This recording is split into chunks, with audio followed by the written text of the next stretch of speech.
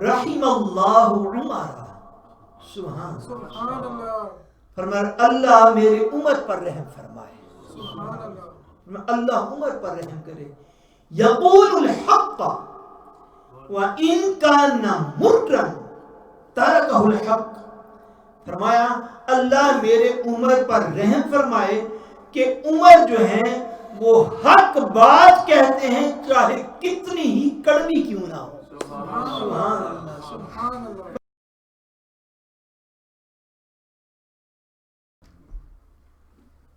بحمد اللہ تعالی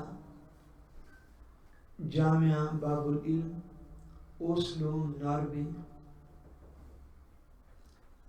اور آستانہ لیا آل رسول صلی اللہ علیہ وسلم کے زیر اہتمام تیسری سالانہ 10 روزہ محافل ذکر اہل بیت رسول صلی اللہ علیہ وسلم کی آج پہلی محفل پاک ہے. بحمد اللہ تعالی گزشتہ 2 سال میں ہمارے اس شہر کے اندر اللہ تبارک و تعالیٰ کے فضل سے ہمارے مسلک اہل سنت و جماعت کے ہاں یہ جامعہ باب العلم کا اٹھایا ہوا پہلا قدم تھا کہ جو 10 روز تسلسل کے ساتھ روزانہ ایک قرآن مجید نازلہ تلاوت بھی یہاں پہ کیا جاتا ہے اور حضور علیہ السلام کے اہل بیت اور اصحاب کی بارگاہ میں ہدیہ عقیدت بھی پیش کیا جاتا ہے. بحمد اللہ تعالی آپ کے علم میں ہے، آپ میں سے اکثر کو یاد ہوگا کہ گزشتہ سال بحمد اللہ ان محافل کی رونق جو تھی وہ بڑی دیدنی تھی.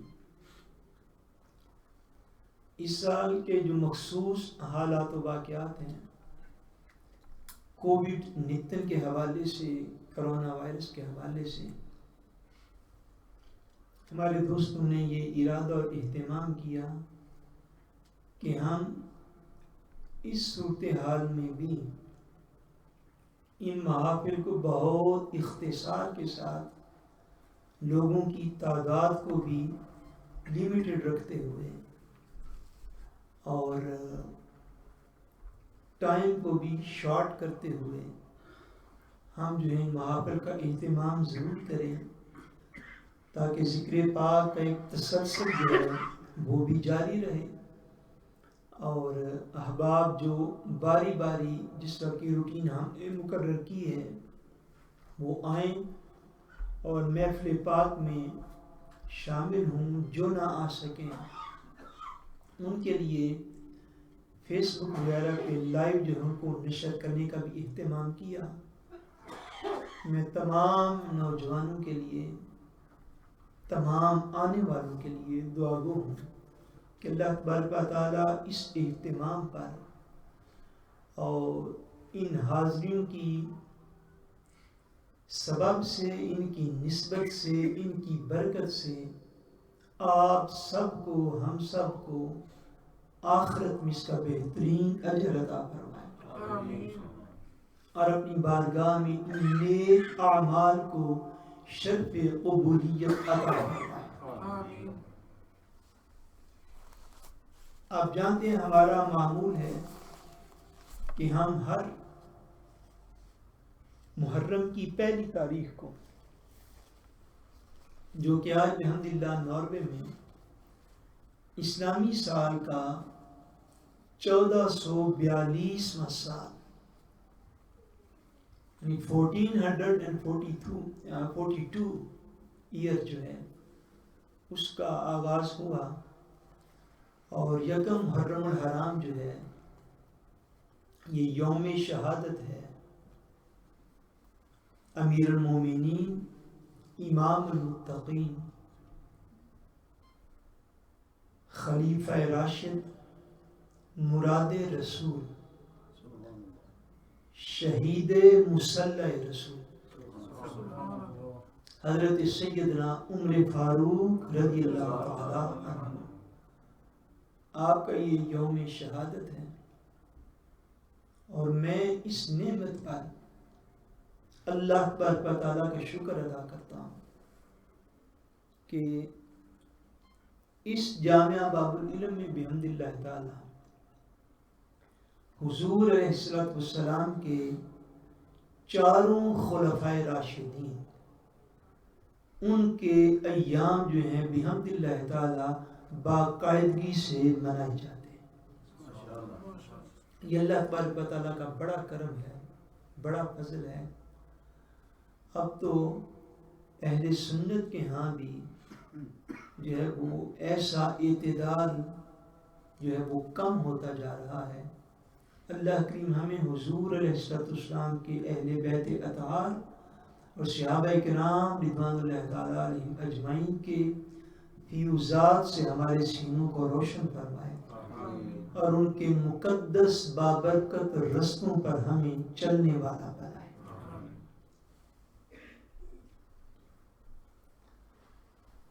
آج کی گفتگو میں حضور نبی کریم صلی اللہ علیہ وسلم کی سارے صحابہ جو ہیں وہ آسمان ہدایت کے ستارے ہیں، آسمان ہدایت کے ستارے۔ ہم نے جو لوگوں کی تعداد کو تھوڑا کیا ہے تو وہ ذوق آپ نے خود ہی پورا کرنا ہے۔ آسمان ہدایت کے کیا ہیں؟ ستارے۔ ان سب کی شان، ان کا مرتبہ، ان کا مقام بعد میں آنے والی حضور کی ساری امت میں جو سب سے بلند ترین مقام کا ولی ہے، ولی بلکہ یوں کہنا چاہیے کہ ساری امت میں بعد صحابہ افضل و اعلیٰ ہیں تابعین۔ کون سے لوگ؟ تابعین۔ اور تابعین میں وہ تابعین جن کو خیر التابعین کہا جاتا ہے، یعنی حضرت سیدنا اویس قرنی رحمت اللہ تعالی علیہ۔ سبحان اللہ۔ حضرت سیدنا اویس قرنی رحمت اللہ تعالی علیہ بھی حضور علیہ السلام کے کسی وہ صحابی جو اپنی شان عظمت میں یوں کہہ لیجئے کہ حسب مرتبہ جو ہے وہ سب سے تھوڑے درجے کا صحابی ہے، خیر التابعین بھی ان کے مقام و مرتبہ کو نہیں پہنچتے۔ حضور کی ساری امت میں حضور کے صحابہ سب سے افضل ہیں، سب سے اعلیٰ ہیں، سب سے عظیم اور بلند مقام و مرتبہ رکھتے ہیں۔ پھر ان سارے صحابہ میں اللہ تبارک و تعالیٰ نے جن کو سب سے بڑھ کے فضیلت عطا فرمائی وہ حضور کے خلفائے راشدین ہیں، وہ حضور کے خلفائے راشدین۔ ان کو سارے صحابہ میں بلند تر روحانی مرتبہ اور مقام حاصل ہے۔ پھر ان چار عظیم صحابہ میں سے اللہ تبارک و تعالیٰ نے جن دو صحابہ کو زیادہ سرفراز فرمایا، عظمت عطا فرمائی، اور جن کی فضیلت بقیہ سارے صحابہ پر مسلم ہے، وہ دو صحابہ، ایک حضرت عمر فاروق رضی اللہ تعالیٰ عنہ ہیں، ایک سیدنا ابو بکر صدیق رضی اللہ تعالیٰ عنہ۔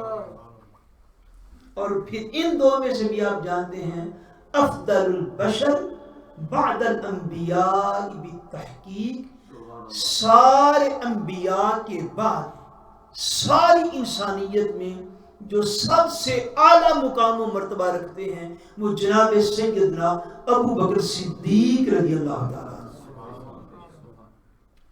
اس یہ مشہور قول ہے امام الائمہ سراج الامہ حضرت امام اعظم ابو حنیفہ رحمت اللہ تعالی علیہ ورضی اللہ تعالی عنہ، آپ کا مشہور قول ہے، آپ نے ارشاد فرمایا کہ اہل سنت کی 3 علامات ہیں۔ اہل سنت کی کتنی علامات ہیں؟ 3 علامات. علامات اور بھی ہیں مگر آپ کا جو خاص ماحول تھا، چونکہ آپ کوفہ سے تھے. کس شہر سے تھے؟ کوفہ سے تھے، عراق سے تھے. اور کوفہ میں چونکہ کئی قسم کے فتنے تھے صحابہ کرام کی عظمتوں کے حوالے سے، تو اس مخصوص بیک گراؤنڈ میں آپ نے 3 علامات کا بیان ضروری سمجھا. فرمایا اہل سنت کو دیکھنا ہو تو اہل سنت کی 3 علامات ہیں. فرمایا پہلی علامت یہ ہے کہ اہل سنت حضور کے سارے صحابہ میں افضل ترین 2 صحابہ کو شمار کرتے ہیں کہ حضور کے سب صحابہ میں سب سے بڑھ کے جن کا مقام و مرتبہ ہے ان میں سے ایک جناب عمر فاروق ہیں اور ایک جناب ابو بکر صدیق ہیں. سبحان اللہ. فرمایا ہم اہل سنت والجماعت جب مقام فضیلت پر بحث کرتے ہیں، ڈسکس کرتے ہیں، تو سارے صحابہ میں حضرت ابو بکر صدیق اور حضرت عمر فاروق کی فضیلت کے قائل ہیں. اور فرمایا اہل سنت کی دوسری نشانی یہ ہے کہ اہل سنت حضور کے دونوں دامادوں حضرت عثمان غنی اور حضرت مولا علی پاک رضی اللہ تعالی عنہما ان دونوں سے بے پناہ محبت کرتے ہیں. سبحان اللہ. فرمایا تیسری نشانی یہ ہے کہ اہل سنت موضوع کے اوپر مسح کو جائز سمجھتے ہیں. یہ 3 نشانیاں اہل سنت والجماعت کی جو حضرت امام اعظم رحمۃ اللہ تعالی علیہ مقرر فرماتے ہیں. اہل سنت کے ہاں ان دونوں صحابہ کے لیے ایک لفظ استعمال کیا جاتا ہے جس کو کہتے ہیں شیخین. کیا کہتے ہیں؟ بولیے شیخین. یعنی یہ 2 صحابہ، جب صحابہ کے سینس میں یہ لفظ بولا جاتا ہے تو اس سے مراد حضرت ابو بکر صدیق اور حضرت عمر فاروق رضی اللہ تعالیٰ عنہ ہیں کہ شیخین سارے صحابہ پر فضیلت رکھتے ہیں. شیخین سارے صحابہ پر فضیلت رکھتے ہیں.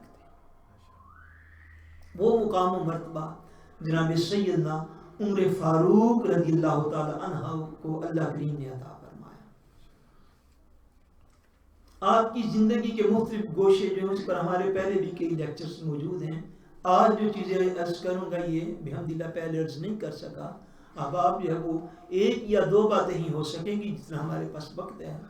کچھ باتیں انشاءاللہ تعالیٰ کل خطبہ جمعۃ المبارک پہ آپ کی شان کے حوالے سے عرض کر دوں گا اور کچھ باتیں ابھی جتنا وقت ہے اس میں عرض کر دوں گا.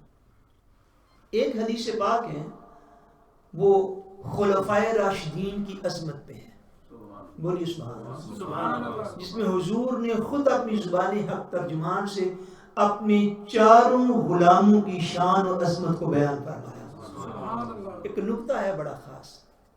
بھائی جب والد یا ماں یا باپ بلا تشبیہ و بلا مثال، جب والد یا ماں اپنی اولاد میں سے اگر کثیر الاولاد ہوں تو اپنی اولاد میں سے کسی ایک کی تعریف کریں تو اس تعریف سے اولاد کی شان بقیہ بہن بھائیوں سے الگ ہو جاتی ہے.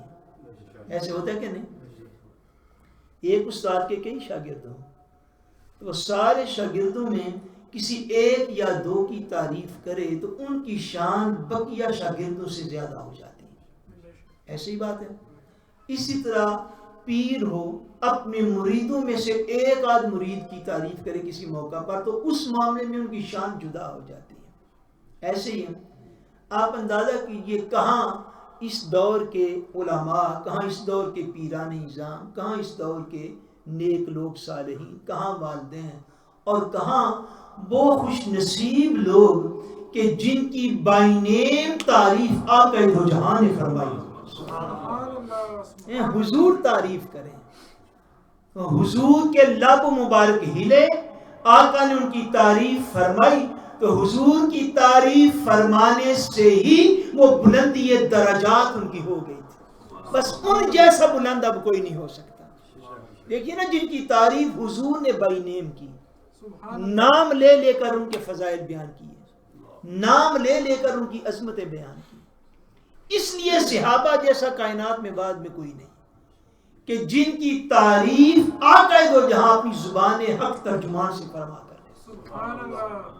آقا ارشاد فرماتے ہیں، اور اس حدیث کے راوی جو ہیں وہ باب العلم شہنشاہ ولایت داماد رسول حضرت سیدنا مولا علی المرتضیٰ رضی اللہ تعالیٰ عنہ خود ہیں۔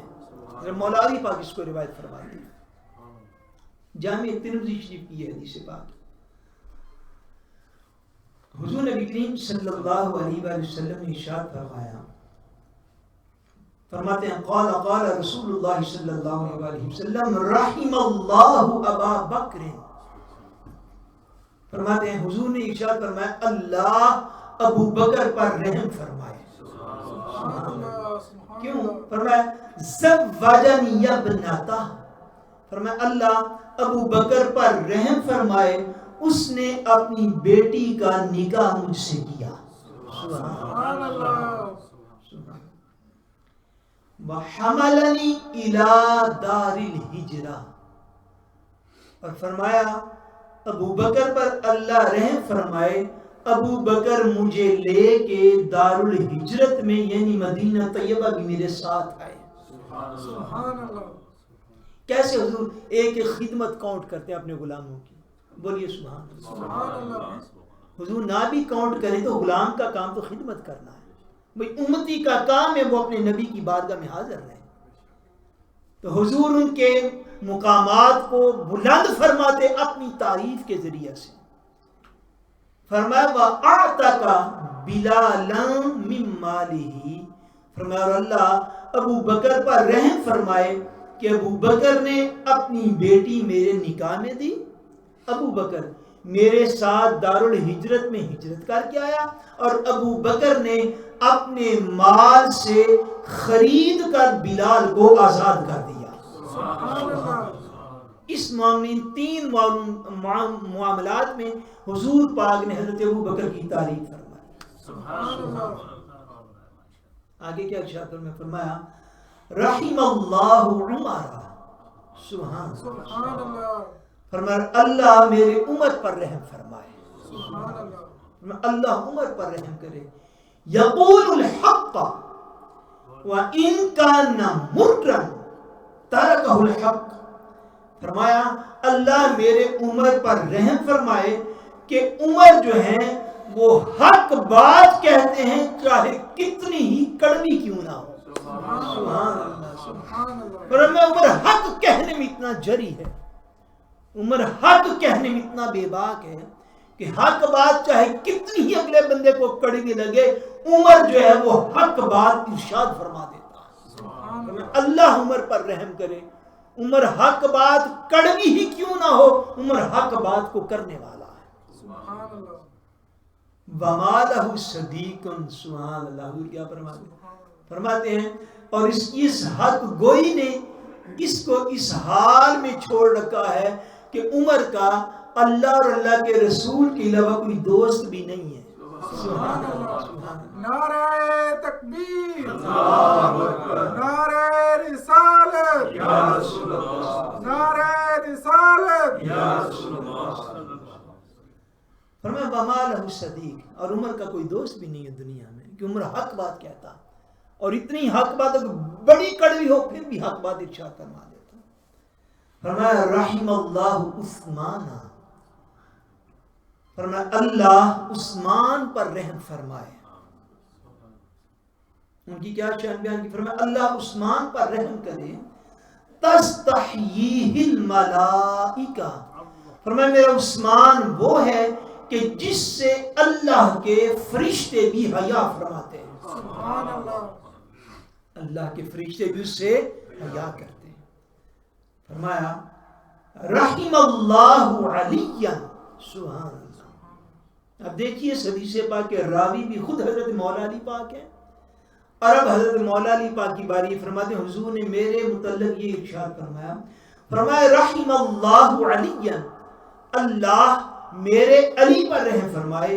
اب حضرت مولا علی پاک کے لیے دعا کی، عرض کی مولا اللہم ادر الحق معہ حیث دارا، عرض کی مولا میں یہ دعا کرتا ہوں اے اللہ حق کو علی کے ساتھ پھیر دے جدھر بھی علی پھر جائیں۔ سبحان اللہ۔ فرمایا رحم اللہ علی، مولا علی پر رحم کرے، اللہم ادری الحق معہ حیث دارا، یوں نہیں فرمایا کہ اس کی ترکیب خاص ہے، فرمایا کہ اے مولا علی جس طرف پھر جائے، علی جس طرف پھر جائے، علی جو موقف اختیار کر لے، علی جو بات ارشاد فرما دے، فرمایا مولا جس طرف علی پھر جائے تو حق کو اسی طرف پھیر دے، تو حق کو اسی طرف پھیر دے۔ یہ حضور علیہ السلام نے اپنے چاروں خلفاء کی شان و عظمت کو امت کے سامنے واضح فرمانے کے لیے اپنی زبان حق ترجمان سے خود ارشاد فرمایا، اور یہ ان کی بہت بڑی فضیلت ہے خلفائے راشدین کی، حتیٰ کہ ان کے حق میں قرآن مجید کی آیات تک نازل ہوئی۔ اب حضرت مولا علی المرتضی رضی اللہ تعالی عنہ سے مروی ایک حدیث پاک جو ہے وہ آپ کی خدمت میں عرض کرنا چاہتا ہوں، جس میں حضرت سیدنا عمر فاروق رضی اللہ تعالیٰ عنہ کی شان و عظمت کو حضرت مولا علی پاک رضی اللہ تعالیٰ عنہ نے خود بیان فرمایا، اور یہ حدیث پاک جو ہے یہ سنن ابن ماجہ شریف کے اندر بھی ہے، اور اس کی حدیث پاک 106 ہے، اور مسند احمد کے اندر بھی، اور حضرت امام احمد بن حنبل رحمت اللہ تعالی علیہ، آپ نے یہ جو حدیث پاک میں عرض کرنے لگا ہوں، اس حدیث پاک کو آپ نے اپنی کتاب میں مسند میں آپ نے 20 سے زائد مقامات پر اس کو روایت فرمایا، 20 سے زیادہ جگہ پر اس کو روایت فرمایا۔ جو میں عبارت پڑھنے لگا ہوں یہ حدیث نمبر 837 ہے مسند احمد بن حنبل کی۔ اب حضرت مولا علی پاک رضی اللہ تعالیٰ عنہ نے کیا ارشاد فرمایا، عن ابی جحیفہ عن ابیہ عن علی رضی اللہ تعالی عنہ، حضرت ابو جحیفہ ارشاد فرماتے ہیں، انہوں نے روایت کیا اپنے باپ سے، اور انہوں نے روایت کیا حضرت سیدنا مولا علی المرتضی رضی اللہ تعالی عنہ سے، انہ قال، آپ فرماتے ہیں کہ حضرت سیدنا مولا علی المرتضی رضی اللہ تعالی عنہ نے ارشاد فرمایا، قال خیر هذه الامت بعد نبیها، فرمایا کہ مولا علی پاک نے یہ ارشاد فرمایا کہ اس امت میں حضور نبی کریم صلی اللہ علیہ وآلہ وسلم کے بعد جو سب سے بہترین شخص ہے، جو سب سے باب العلم میں آپ بیٹھے ہوئے ہیں اور مولا علی پاک کا میں فرمان عرض کرنے لگا، سبحان اللہ، میں نے عرض کیا مسند احمد میں 20 سے زائد مقامات پر یہ حدیث موجود ہے کہ مولا علی پاک ارشاد فرماتے ہیں خیر هذه الامت بعد نبیها، میں رکا ہوا ہوں تاکہ آپ کی توجہ کامل ہو جائے۔ مولا علی پاک فرماتے ہیں کہ اس امت میں حضور علیہ السلام کے بعد، اس امت کے نبی کے بعد، خیر هذه الامہ، اس امت کا سب سے بہترین شخص، اس امت کا سب سے اعلیٰ شخص، اس امت کا سب سے فضیلت والا شخص کون ہے؟ فرمایا خیر هذه الامت بعد نبیها ابو بکر، فرمایا اس امت میں حضور کے بعد جس کا سب سے بڑھ کے مقام و مرتبہ ہے وہ ابو بکر صدیق ہے رضی اللہ تعالیٰ عنہ، وخیرها بعد ابی بکر عمر رضی اللہ تعالیٰ عنہ۔ مولا علی پاک فرماتے ہیں اور اس امت میں حضرت ابو بکر صدیق کے بعد جس کا مقام و مرتبہ سب سے بڑھ کر ہے وہ سیدنا عمر فاروق رضی اللہ تعالیٰ عنہ، سیدنا عمر فاروق رضی اللہ تعالیٰ عنہ ہیں۔ بلو شیتو، یہ جملہ بڑا خوبصورت ہے ہر جملے کی طرح، فرمایا بلو شیتو سمیت الثالث، فرمایا اللہ نے مجھے اتنا علم دے رکھا ہے کہ اگر میں چاہوں تو تیسرے کا نام بھی بتا سکتا ہوں۔ اسی روایت میں بتایا نہیں، ارشاد نہیں فرمایا، فرمایا اگر میں چاہوں تو تیسرے کا نام بھی ارشاد فرما دوں، مگر اتنا تمہیں میں ضرور بتلاتا ہوں کہ اس امت میں آقا دو جہاں کے بعد جس کا سب سے بڑھ کے مرتبہ ہے وہ سیدنا ابوبکر صدیق ہیں، اور ان کے بعد اس امت میں جس کا سب سے بڑھ کر مرتبہ ہے وہ سیدنا عمر فاروق رضی اللہ تعالیٰ۔ یہ شیخین ہیں اس امت کے، ان کا مقام و مرتبہ سب سے بڑھ کر، اور حضرت سیدنا مولا علی پاک رضی اللہ تعالیٰ عنہ نے کئی مقامات پر جو ہے اس کو ارشاد فرمایا۔ حضور نبی کریم رؤوف الرحیم صلی اللہ علیہ وآلہ وسلم، حضور علیہ السلام نے ایک مقام پر ارشاد فرمایا، یہ صحیح بخاری شریف کی حدیث ہے اور اس کی حدیث 3689 ہے۔ آقا دو جہاں ارشاد فرماتے ہیں، عن ابی ہریرہ رضی اللہ تعالی عنہ، حضرت ابو ہریرہ رضی اللہ تعالیٰ عنہ نے روایت کیا، قال قال رسول اللہ بڑی اونچی بات سے صلی اللہ علیہ وآلہ وسلم، فرمایا حضور پاک نے ارشاد فرمایا کیا، لقد کان فیما قبلکم من الامم محدثون، فرمایا اے لوگو تم سے پہلی امتیں جو گزری ہیں، تم سے پہلی امتیں جو گزری ہیں ان میں محدث ہوا کرتے تھے۔ کون سے لوگ ہوا کرتے تھے؟ محدث۔ اس کی پروننسیشن دو طرح سے ہے، ایک میں دال کے اوپر تشدید کے بعد دال کے نیچے زیر آتی ہے، کسر آتی ہے، وہ لفظ ہوتا ہے محدث۔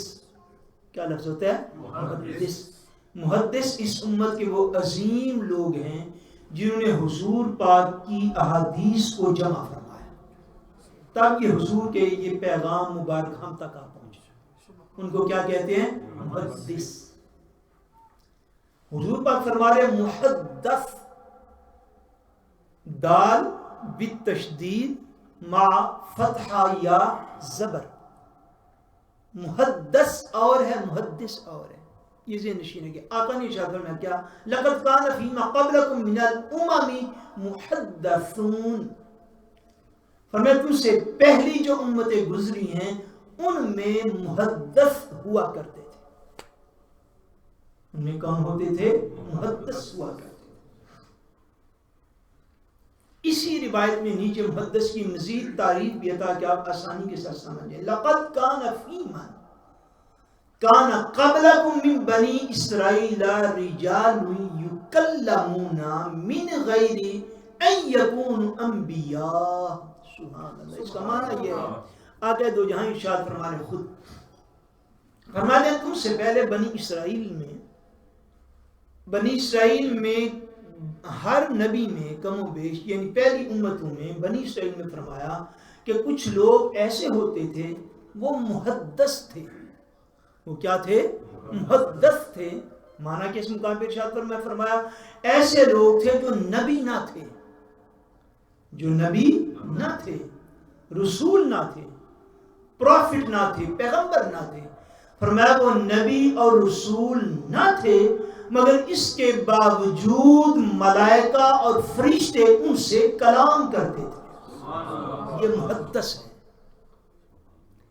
فرمایا پہلی امتوں میں ایسے عظیم لوگ بھی گزرے، وہ نبی اور رسول نہ تھے مگر عظمت کے ان مقامات پر تھے کہ رجال یکلمون من غیر ان یکونوا انبیاء، کہ وہ نبی تو نہ تھے مگر اس کے باوجود ان سے کلام کیا جاتا تھا، یعنی ان کے اوپر ملائکہ کا نزول ہوتا تھا، وہ اللہ کے فرشتوں سے کلام کرتے تھے۔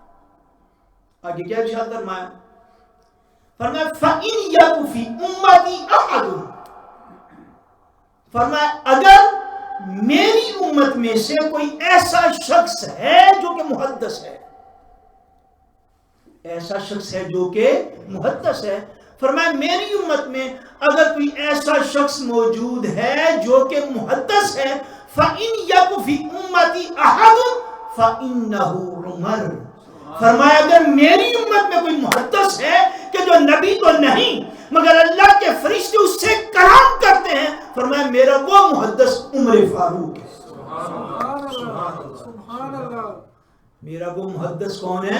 فرمایا وہ عمر فاروق ہے، کہ عمر جو ہے یہ ایسا ہے میری امت میں کہ یہ نبی تو نہیں، یہ نبی تو نہیں ہے اور نہ ہی رسول ہے، اور نہ ہی میرے بعد کوئی نبی ہو سکتا ہے، اور نہ ہی کوئی مقام نبوت پہ سرفراز ہو سکتا ہے غیر نبی، مگر اس شان کا مالک ہے کہ اس کے اگر کوئی محدث میری امت میں ہے تو وہ عمر فاروق رضی اللہ تعالیٰ، عمر فاروق، کہ ان کی رائے جس طرح ایک اور حدیث پاک میں حضور نے حضرت عمر فاروق کا مقام و مرتبہ ارشاد فرمایا، اور ارشاد فرمایا کہ عمر وہ ہے، عمر کہ اس کی زبان پہ ہمیشہ حق بات جاری رہتی ہے، سیدنا عمر فاروق کی زبان پہ ہمیشہ حق جاری رہتا۔ ایک اور مقام پہ کیا ارشاد فرمایا عمر اس شان کا مالک ہے کہ عمر رستے میں چل رہا ہو، آگے سے شیطان آ جائے، شیطان عمر کا راستہ دیکھ کے تو بھاگ کھڑا ہوتا ہے، اس شان کے مالک ہے۔ یہ فرمایا میرا عمر محدث ہے اس امت کا، کہ محدث سے مراد کیا کہ وہ عظیم شخص جو غیر نبی ہو مگر اللہ کے فرشتے اس سے کلام کرتے ہیں، اللہ کے فرشتے اس سے کلام کرتے ہیں۔ اور حضور کی امت میں یاد رکھیے یہ محدث حضرت عمر فاروق کا درجہ سب سے بڑھ کر کیوں ہے اس معاملہ کے اندر، اس یہ سب سے بڑھ کر ہے کہ محدث جو ہیں بمعنی یہ کہ جن کے اوپر الہام ہوتا ہے، وحی نہیں، کیا بولیے، وحی نہیں، الہام ہوتا ہے، ملائکہ ان کے پاس آتے ہیں، مجھ سے کلام فرماتے ہیں، اور مالا اعلیٰ جو فرشتوں میں مقدس ترین گروہ ہے فرشتوں کا، مالا اعلیٰ کے خصوصی فیضان سے فیضیاب جو ہوتا ہے وہ محدث ہوتا ہے۔ اچھا، محدث جو ہیں وہ عام زندگی میں ملائکہ کی زیارت بھی کرتے ہیں، غیر نبی ہیں، کیا میں نے عرض کیا، غیر نبی ہیں مگر ملائکہ اور فرشتوں کی زیارت بھی کرتے ہیں، ان سے ہم کلام بھی ہوتے ہیں۔ اچھا، سیدنا عمر فاروق رضی اللہ تعالیٰ عنہ کی فضیلت کیا ہے اس معاملے میں سب سے بڑھ کر کہ حضور علیہ السلام کی امت میں بے پناہ لوگ محدث ہوئے، یہ بات ذہن نشین کر لیجیے، بے پناہ لوگ محدث ہوئے اور ہر دور میں ہوں گے، یہ بھی پکی بات ہے، یہ پکی بات ہے، ہر دور میں ایسے صالحین ہوں گے قیامت تک کہ جو اللہ کے فرشتوں سے خاص طور پر فیضیاب کیے جائیں گے اور اس روحانی مقام تک بھی جا پہنچیں گے کہ اپنی زندگی میں وصال سے پہلے اللہ کے فرشتوں کی زیارت بھی کریں گے۔ حضرت عمر فاروق کا مقام منفرد اس لیے ہے کہ حضور کی امت میں محدث تو ہوتے رہیں گے اور قیامت تک ایسے عظیم لوگ آتے رہیں گے جو ملائکہ سے فیضیاب ہوں گے، مگر زبان پاک مصطفیٰ سے جس کا اعلان ہوا بائی نیم وہ صرف عمر فاروق ہیں، وہ صرف عمر فاروق رضی اللہ تعالیٰ عنہ۔ اور اس کا اثر کیا تھا محدث ہونے کا؟ اثر کیا تھا آپ کی شخصیت مبارکہ پر کہ قرآن مجید فرقان حمید میں کئی آیات ایسی اتری، کئی آیات ایسی اتری کہ جو کلمات حضرت سیدنا عمر فاروق رضی اللہ تعالیٰ عنہ کی زبان پاک سے نکل گئے، اللہ نے بعین ہی انہی کلمات میں اپنا کلام بھی اتارا ہے۔ سبحان اللہ، سبحان اللہ، یہ آپ کی بہت بڑی شان۔ دیکھیے وحی الہی ایک امر غیب ہے، جب تک اس کا نزول نہ ہو جائے، جب تک آقا دو جہاں کی زبان سے جاری نہ ہو جائے۔ کئی مقامات ایسے ہیں کہ جن مقامات میں حضرت سیدنا عمر فاروق رضی اللہ تعالیٰ عنہ کی جو رضا تھی، یہ دو باتیں ہیں، باریک باریک ذرا غور کیجیے گا۔ ایک یہ ہے کہ جو آپ کی رضا تھی، جو آپ چاہتے تھے، جو آپ دین کے حوالے سے تھنکے کرتے تھے، غور و فکر کرتے تھے، تھنکنگ پاور تھی آپ کی، جو آپ دین کے حوالے سے مسائل چاہتے تھے کہ دین کے مسائل میں حکم اس طرح اترے، جو آپ چاہتے تھے اللہ تبارک و تعالیٰ نے اسی طرح اسلام کے احکام حضور پر نازل فرما دیے۔ یہ ایک مقام ہے۔ دوسرا مقام اس میں یہ ہے جو تھوڑا سا فرق کرتا ہے، دوسرا مقام یہ ہے کہ حضرت سیدنا عمر فاروق رضی اللہ تعالیٰ عنہ آپ کی زبان حق ترجمان سے نزول قرآن سے پہلے، نزول آیات سے پہلے، نزول وحی سے پہلے جو کلمات آپ کی زبان سے جاری ہوئے، ایگزیکٹ وہی کلمات اللہ نے قرآن بنا کے حضور کے قلب اقدس پہ نازل فرما دی. اس کو محدث، یہ آپ کے محدث ہونے کی شان. حدیث پاک میں آتا ہے حضرت سیدنا عمر فاروق رضی اللہ تعالیٰ عنہ خود ارشاد فرماتے ہیں، یہ صحیح مسلم شریف کی حدیث پاک ہے، اور جو نمبرنگ میرے پاس ہے اس میں یہ 6206 حدیث پاک ہے. آپ ارشاد فرماتے ہیں حضرت عمر فاروق رضی اللہ تعالیٰ عنہ عن نافع عن ابن عمر قال قال عمر، حضرت ابن عمر رضی اللہ تعالیٰ عنہما آپ ارشاد فرماتے ہیں کہ حضرت سیدنا عمر فاروق رضی اللہ تعالیٰ عنہ نے ارشاد فرمایا، بافقت ربی فی ثلاث، فرمایا میں نے 3 باتوں میں اپنے رب کی موافقت کی ہے. 3 باتوں میں اپنے رب کی موافقت کی ہے، مطابقت کی ہے. کن کن 3 باتوں میں؟ فرمایا فی مقام ابراہیم، ایک تو مقام ابراہیم میں. کس میں کی ہے؟ مقام ابراہیم میں. کہ مقام ابراہیم جو تھا وہ صحن حرم شریف میں تو پڑا ہوا تھا، کئی صدیوں سے پڑا ہوا تھا. حضرت عمر فاروق رضی اللہ تعالیٰ عنہ کا یہ دل تھا کہ مقام ابراہیم کو انفرادی شان عطا کی جائے، انفرادی عظمت عطا کی جائے، اس کی تاریخی حیثیت مسلم ہو سکے، اور مقام ابراہیم جو ہے اس کو خاص طور پہ عبادت کی جگہ قرار دیا جائے. یہ آپ کا خیال مبارک تھا جو آپ نے حضور کی بارگاہ میں پیش کیا، حتیٰ کہ اللہ تبارک و تعالیٰ نے وہ آیت کریمہ کا حصہ نازل فرمایا، من مقام واتخذوا من مقام ابراہیم مصلی، فرمایا اے لوگو مقام ابراہیم کو اپنی عبادت کی جگہ بنا لو. یہ فرمانے حضرت عمر فاروق، فرمایا میں نے 3 باتوں میں اپنے رب کی موافقت کی ہے، مطابقت کی ہے. کیا؟ فرمایا ایک ہے مقام ابراہیم، ایک ہے مقام ابراہیم. فرمایا وفی الحجاب، اور فرمایا حجاب اور پردے کے معاملہ میں، حجاب اور پردے کے معاملہ میں. یعنی حضرت عمر فاروق رضی اللہ تعالیٰ عنہ حضور پاک کی بارگاہ میں آگے عرض کرتے تھے کہ حضور پردے کے حکام جو ہیں وہ ضرور نازل ہونے چاہیے. یہ بڑی تفصیل ہے، میں اب اس تفصیل میں جا نہیں سکتا ہوں. آپ جو پردے کی آیات ہیں سورہ الاحزاب کے اندر ان کو پڑھ لیجئے، ان کی شان نزول کو پڑھ لیجئے، تو آپ پڑھیں گے کہ حضرت عمر فاروق بار بار حضور کی بارگاہ میں آ کے عرض کرتے تھے. تو جیسا حضرت عمر فاروق کی خواہش تھی اللہ نے اس کے مطابق اپنا قرآن نازل فرما دیا. فرمایا فی اسار بدر، فرمایا تیسری چیز جس میں میں نے اپنے رب کی مطابقت کی، فرمایا فی اسار بدر، فرمایا وہ بدر کے قیدیوں کے اعتبار سے ہے. بدر کے قیدیوں کے اعتبار میں جو خیال حضرت عمر فاروق کا تھا اللہ تبارک و تعالیٰ نے اس خیال اور ارادہ کو پسند فرمایا اور اس کے مطابق اپنی آیات کو نازل فرمایا تھا. فرمایا میں نے 3 مقامات پر اپنے رب کی موافقت کی. محدثین نے ارشاد فرمایا ہے کہ یہ 3 مقامات آپ نے ارشاد فرمائے ان کے مشہور اور پاپولر اور فیمس اور شنت ہونے کی وجہ سے. ادروائز محدثین نے، مفسرین نے ان آیات کو جمع کیا کہ جو آیات حضرت عمر فاروق رضی اللہ تعالیٰ عنہ کی ایک نیت، ارادہ، خواہش ہوتی تھی کہ دین کا حکم ایسا ہونا چاہیے، بعض محدثین نے ان کی تعداد 13 بیان کی ہے.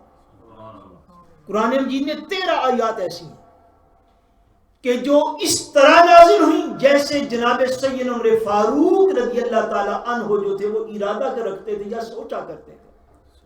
اور حضرت سیدنا امام جلال الدین سیوطی رحمۃ اللہ تعالیٰ علیہ نے ارشاد فرمایا کہ قرآن مجید میں 20 آیات ایسی ہیں، 20 کہ جن آیات میں جناب عمر فاروق نے اپنے رب کی موافقت فرمائی ہے. کہ جو آپ کی زبان سے لفظ نکل جاتا، جو آپ ارادہ کرتے کہ دین کا حکم ایسے ہونا چاہیے، اللہ تبارک و تعالی اسی کو فائنل فرما کے حضور کے قلب اقدس میں ان چیزوں کو اتار دیتا۔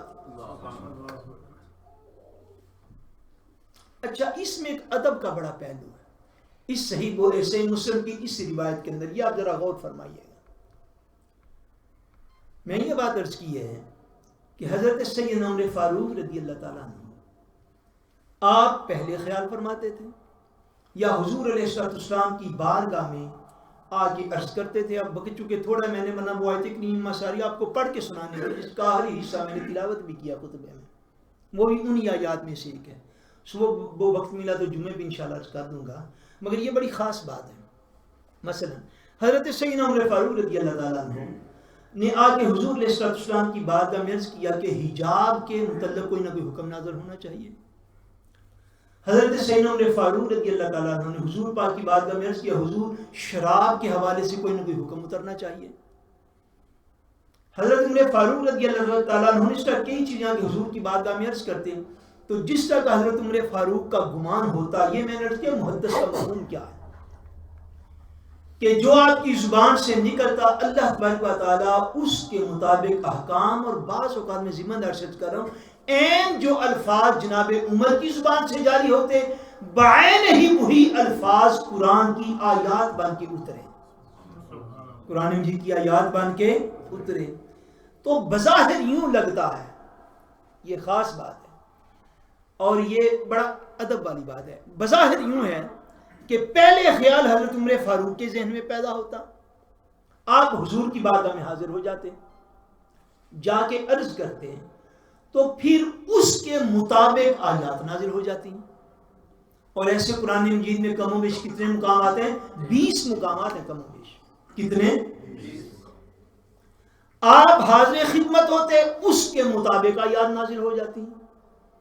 حاضر خدمت کون ہوتا؟ بولیے سارے، کون حاضر ہوتا؟ حضرت کس کی بارگاہ میں؟ حضور کی بارگاہ میں حاضر ہوتے۔ جو خواہش ظاہر کرتے اللہ کریم اس کے مطابق بعض آیات کو اتارا، جو الفاظ بولتے اس کے عین مطابق آیات اترتی۔ تو حضرت عمر فاروق پہلے جا کے بات عرض کرتے، اس کے مطابق پھر آیات کا نزول ہوتا۔ تو اس بات کو کہنا کیسے چاہیے تھا، یہ بڑی خاص بات ہے۔ عام جنرلی آپ اس بات کو اگر فالو کر چکے، میں نے اتنی دفعہ ریپیٹ کیا کہ آپ کو فالو کر لینا چاہیے۔ عام کہنا یہ چاہیے تھا کہ میرے رب نے، خاص بات ہے میں بار بار عرض کر، میرے رب نے میری خواہش کے مطابق آیات کو نازل کیا۔ بھائی بندہ تو ایسے ہی ہے نا، قلب سیدنا عمر فاروق میں خیال پیدا ہوتا، ضرورت محسوس کرتے معاشرے میں اس حکم کی اب ضرورت ہے، جا کے حضور کی 5 بارگاہ میں حاضر ہو جاتے، یا سنا شراب کے متعلق کوئی حکم اترنا چاہیے، حکم موجود نہیں۔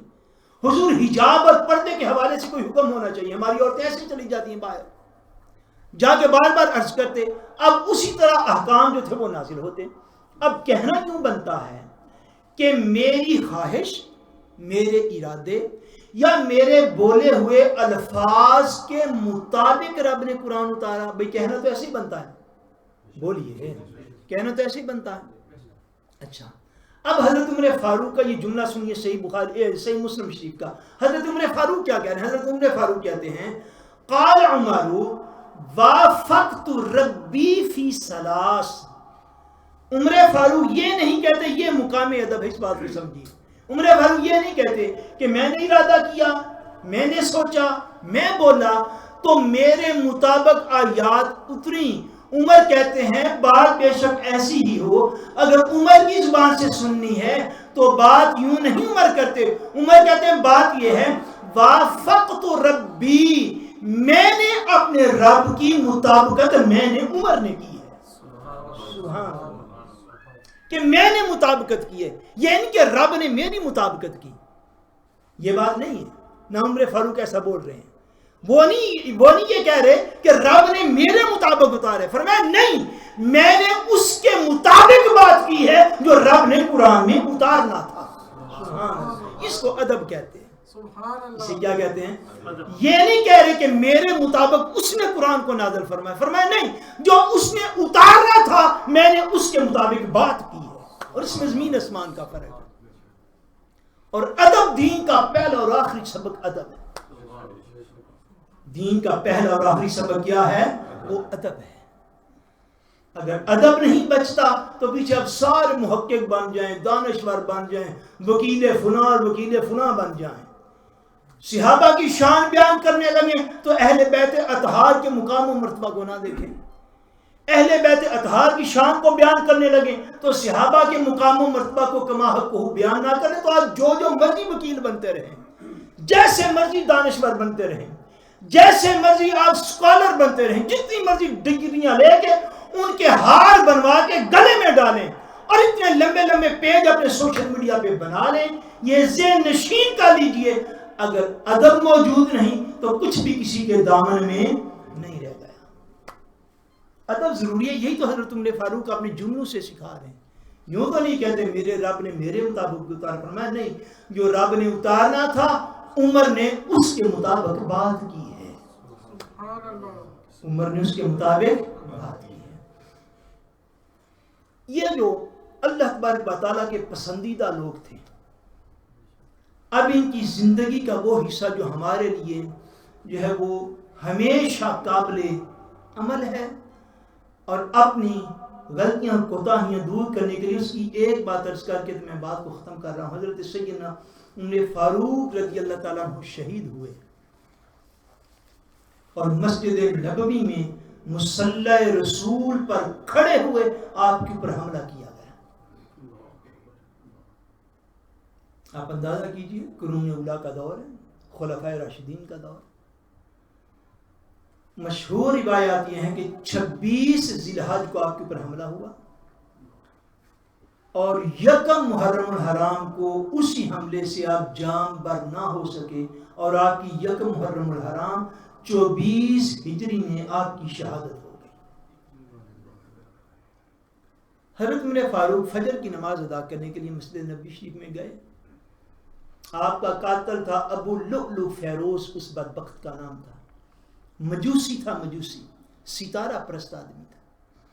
یا وہ آگ کی پوجا کرتے یا ستاروں کی پوجا کرتے.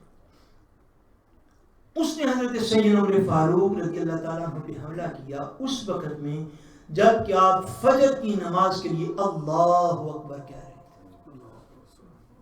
ابھی تکبیر تحریمہ آپ نے کہی تھی کہ ظالم نے پچھلی صف سے نکل کے آپ کے اوپر حملہ کیا. جب سے انہوں نے فاروق رضی اللہ تعالیٰ عنہ مسجد نبی شریف کے مصلی رسول پر گر گئے. صحابہ نے جلدی سے نماز پڑھی تو آپ غش کھا کے بے ہوش ہو کے گر گئے. صحابہ کرام وہاں سے اٹھا کے آپ کو اپنے کے گھر مبارک میں لے گئے. حضرت عبداللہ ابن عباس رضی اللہ تعالیٰ عنہ فرماتے ہیں کہ فجر کی نماز لوگوں نے پڑھ لی، کچھ وقت گزر گیا، آہستہ آہستہ روشنی طلوع ہونا شروع ہوئی، روشنی نکلنا شروع ہوئی. حضرت عمر فاروق رضی اللہ تعالیٰ عنہ کو تھوڑا افاقہ ہوا اور اس بے ہوشی سے آپ نے آنکھیں کھولی. اور جب آپ فرماتے ہیں حضرت عبداللہ ابن عباس رضی اللہ تعالیٰ عنہ آپ فرماتے ہیں جب حضرت عمر فاروق رضی اللہ تعالیٰ عنہ نے آنکھیں کھولی تو ہمیں اپنے دائیں بائیں کھڑا ہوا دیکھا تو جو پہلا جملہ جناب عمر کی زبان اقدس سے جاری ہوا وہ یہ تھا کہ بھئی تساں ساریاں نماز پڑھ لیں. اللہ، یہ جملہ تھا جناب عبداللہ کا. فرماتے ہیں حضرت عمر فاروق نے پوچھا آپ سب نے نماز پڑھ لی؟ ہم نے اس کے حضور پڑھ لی.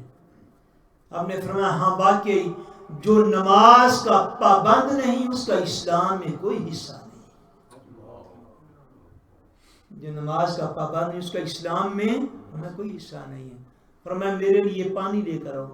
فرماتے ہیں اس زخمی حالت میں آپ نے پانی منگوایا، وضو کیا اور وضو کر کے افاقہ ہونے کے بعد جو سب سے پہلا کام جناب عمر نے کیا وہ نماز کی ادائیگی تھی.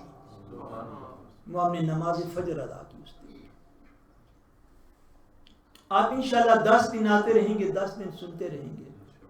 آپ دیکھیے حضرت خلیفہ راشد داماد رسول حضرت سیدنا عثمان غنی رضی اللہ تعالیٰ عنہ، ان کی شہادت ہوئی اس حالت میں کہ آپ قرآن مجید کی تلاوت کر رہے تھے. آپ قرآن مجید کی تلاوت کر رہے ہیں.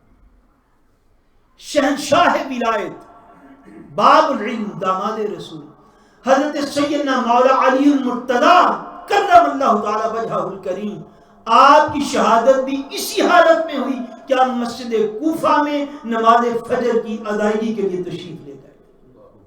مسجد میں شہادت. ساری عمر سے میں آپ سنتے آئے ہیں، بیان کرتے ہیں، سنتے ہیں. کربلا کے میدان میں جو نواسہ رسول، جگر گوشہ بطول، شہید کربلا، سید الشہداء حضرت امام حسین رضی اللہ تعالیٰ عنہ کی شہادت ہوئی تو ایک روایت کے مطابق عین حالت نماز میں ہوئی. حالت نماز میں شہادت. یہ سارا مراحل جو میں نے آپ کو عرض کیے ہیں کہ جناب عمر فاروق شہید ہوں تو حالت نماز میں ان کے اوپر حملہ کیا جائے. جناب عثمان غنی شہید ہوں تو قرآن مجید کی تلاوت کرتے ہوئے ان کے اوپر حملہ کیا جائے. جناب مولا علی پاک شہید ہوں تو وہ بھی مسجد کوفہ میں نماز کی ادائیگی کے لیے جائیں تو نماز کے اس ادائیگی کے لیے جاتے ہوئے مسجد میں شہید ہو جائیں. امام حسین رضی اللہ تعالیٰ عنہ کربلا کے میدان میں شہید ہوں تو حسین سر سجدے میں رکھ کے اللہ کی بارگاہ میں اپنا نذرانے جان پیش کر دیں. کسی ایک بھی مرحلہ پر ان مقدس لوگوں کی اس حالت میں بھی نماز سے بڑھ کے ان کو کوئی چیز پیاری نہ تھی. یہ ان کا اسوہ کامل ہے، یہ ان کی سیرت مبارکہ ہے، یہ ان کا دیا ہوا وہ راستہ ہے. آپ 10 دن بھی یہاں پر آئیں، آگے بھی آپ 2 سال آتے رہے، اس سال بھی انشاءاللہ جتنے لوگوں کو اجازت دی گئی، اور 10 دن فیس بک اور یوٹیوب سے سنیں بھی، پھر حالت یہ ہو کہ اللہ کے گھر جو ہیں وہ ہمیشہ نماز کے وقت ویران نظر آئے. ہم نے کیا سیکھے ساری عمر کہ صحابہ کرام اور خلفائے راشدین کے مرتبے کے صحابہ کرام وہ حالت نماز میں حملے برداشت کریں، نمازیں نہ چھوڑیں. نواسہ رسول اپنی جان دے دیں، نماز نہ چھوڑیں. حضرت سید عمر فاروق نے فرمایا تھا اس قاتل کے حوالے سے چند دن پہلے جب ملاقات ہوئی، فرمایا یہ شخص مجھے قتل کی دھمکی دے کے گیا ہے، مسجد جانا تو نہیں چھوڑا. آپ نے لوگوں کو فرمایا تھا، اس کے ساتھ مکالمہ ہوا، ڈائلاگ ہوا کسی بات پر، آپ نے فرمایا یہ شخص مجھے قتل کی دھمکی دے کے گیا ہے، تو جناب عمر گھر بیٹھ گئے تھے؟ بولیے. حضرت مولا علی پاک مسجد کوفہ کی طرف جا رہے تھے، بطخیں راستے میں تھی، بطخیں بولی. جناب نے ارشاد فرمایا بطخیں میری شہادت کا نوحہ پڑھ رہی ہیں، میرا وقت شہادت قریب ہے. جناب کو اسی نماز کے لیے جاتے ہوئے شہید کر دیا گیا، تو نماز کے لیے چھوڑنا مسجد چھوڑ دیا تھا جانا؟ بولیے. امام حسین پاک رضی اللہ تعالیٰ عنہ نے حالت نماز میں اپنی جان دے دی. میری گزارش صرف اتنی ہے کہ آج جو میری آواز کسی بھی طریقے سن رہے ہیں، دیکھیے ہم لنگر بھی پکاتے رہتے ہیں، کھاتے بھی رہتے ہیں، ہم محافل میں بھی آتے ہیں، جاتے بھی رہتے ہیں، سنتے بھی رہتے ہیں، سناتے بھی رہتے ہیں. مرد اس بات کا تہیہ اور ارادہ کر لیں کہ 5 وقت کی نماز اپنی قریبی یا جس جگہ پر بھی ان کا تعلق ہے اس مسجد میں جا کے ادا کریں. مسلمان عورتیں یہ ارادہ کر لیں کہ زندگی میں اگر کوئی نمازیں رہ گئی ان کی قضا دے لیں، مگر آج سے ارادہ کریں کہ کائنات کے سارے کام بعد میں اور 5 وقت کی نماز سب سے پہلے ادا ہو. اگر اتنا ارادہ بھی سننے والوں نے آنے والوں نے نہ کیا تو یہ ساری جد و جہد، یہ ساری کاوش، یہ ساری سٹرگل بیکار جائے گی. اللہ تبارک و تعالی خلفائے راشدین کی عظمتوں کا صدقہ ہمیں خلفائے راشدین، صحابہ کرام، اہل بیت اطہار ان کا باادب بنائے، اور انہوں نے زندگی میں جو مبارک نقوش ہمارے لیے چھوڑے ہمیں ان کے مطابق زندگی گزارنے والا بنائے. وما علینا الا البلاغ المبین.